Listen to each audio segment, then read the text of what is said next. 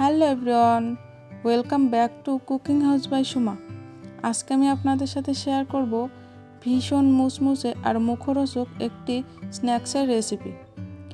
এটা কিন্তু বানানো একদমই ইজি আর সেই সাথে খেতে খুবই সুস্বাদু। তো প্রথমে আমি একটা প্যান নিয়ে নিয়েছি, প্যানটা গরম হয়ে গেছে। এবার আমি তেল দিয়ে দিচ্ছি। এখানে 1.5 চামচ মতো তেল দিয়েছি। তেলটা একটু গরম হয়ে আসলে এখানে দিয়ে দিচ্ছি 1/2 চামচ জিরা। জিরাটাকে নেড়ে চেড়ে একটু ভেজে নিতে হবে।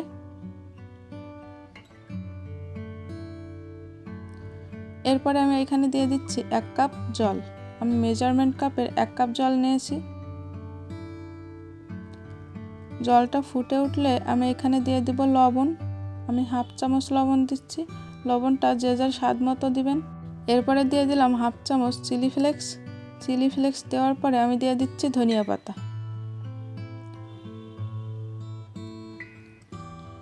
এটা একটু ফুটে উঠেছে। এবারে আমি দিয়ে দিচ্ছি শসা। আমি একটা শসা এভাবে কুচি করে নিয়েছি। শসা দেওয়ার পরে নেড়েচেড়ে এটাকে আরও কিছুক্ষণ জাল করে নিব।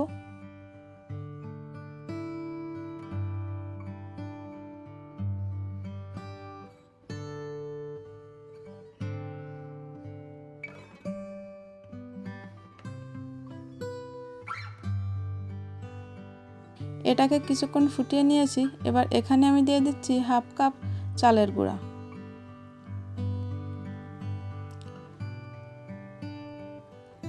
এক কাপ জলে আমি কিন্তু 1/2 কাপ চালের গুঁড়া দিয়েছি এবং এটাতে একটা স্মুথ ডো তৈরি হবে।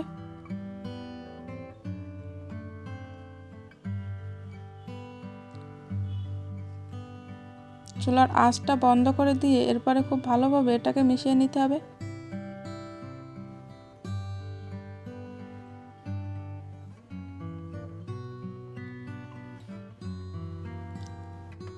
এবার এটা আমি কিছুক্ষণ রেখে দেব ঠান্ডা হওয়ার জন্য। এটা ঠান্ডা হয়ে গেছে। এবার আমি এটাকে একটা স্মুথ ডো বানিয়ে নেব।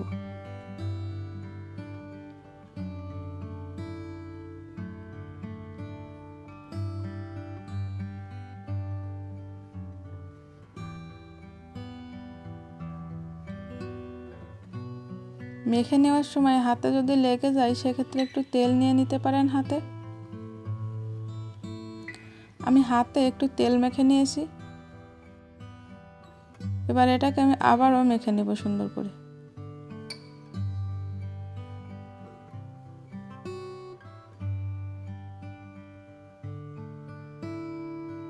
তো এটা মেখে নেওয়া হয়ে গেছে। এরকম আমি ডো বানিয়ে 2টা ভাগে ভাগ করে নিয়েছি।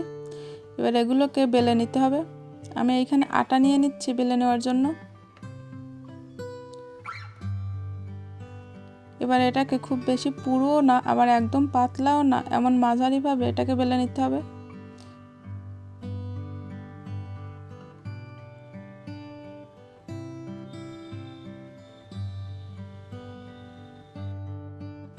আমি এবার এরকম কুকি কাটার দিয়ে এটাকে কেটে নিব। চাইলে গোল গোল রুটির মতো এটা বেলে নিতে পারেন, তবে সময়টা বেশি লাগবে আর এভাবে কেটে নিলে একটু তাড়াতাড়ি হয়ে যাবে আর দেখতেও সুন্দর হবে। সবগুলো আমার এভাবে কেটে নেওয়া হয়ে গেছে। এবার আমি এগুলো ভাজতে নিয়ে যাব। তো এখানে পর্যাপ্ত তেল নিয়ে নিয়েছি। তেলটাও গরম হয়ে গেছে। এবার আমি এইগুলো ছেড়ে দিচ্ছি।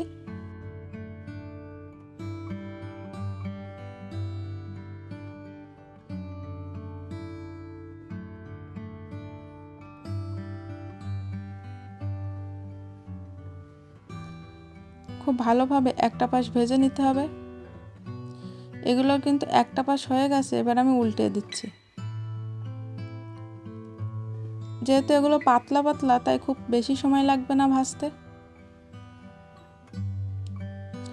মিডিয়াম আঁচে এগুলোকে ভেজে নিতে হবে। তো একটা ব্যাস আমার ভেজে নেওয়া হয়ে গেছে। এভাবে আমি বাকিগুলোও ভেজে নিব।